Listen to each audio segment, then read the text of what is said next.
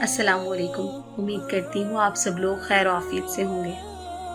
محرم الحرام کے حوالے سے ایک بات آپ سے کہنی تھی، وہ یہ کہ ہر ایک کا اپنا انداز ہے غم حسین کا، ہر ایک کی آنکھ نم ہے، ہر ایک کی آنکھ اشک بار ہے کہ اس مہینے میں کتنی ہی قربانیاں دی اہل بیت نے۔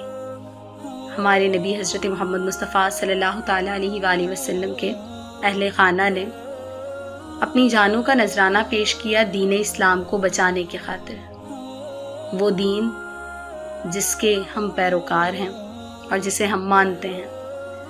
آپ لوگوں سے صرف اتنی سی گزارش ہے کہ جو جس طرح سے اپنا غم بیان کر رہا ہے اسے کرنے دیجیے۔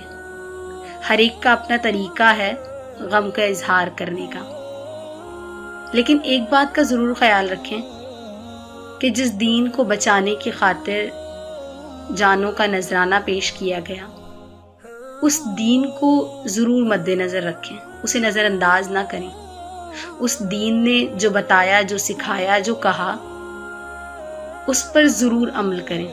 یہ نہ سوچیں کہ ہم صرف اس مہینے کی تعظیم کرتے نہیں، بلکہ ہمیں اس مہینے کی تعظیم کرنی ہے تو اسلام کے دائرہ کار میں رہ کر کرنی ہے، کیونکہ اسلام کو بچانے کی خاطر ہی نوبت یہاں تک آئی تھی کہ اہل بیت کو شہید کیا گیا۔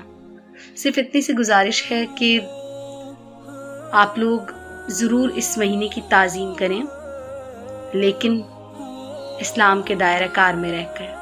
جس بات کا حکم ہمیں ہمارا دین دیتا ہے ہمیں وہی کرنا چاہیے، اور نبی کریم صلی اللہ علیہ وسلم، حضرت علی، امام حسن و حسین، بی بی فاطمہ، ان کے اعمال یعنی ان کے افعال جو تھے ان پر عمل کرنا چاہیے، تاکہ ہم بھی دنیا و آخرت میں سرخروئی حاصل کر سکیں۔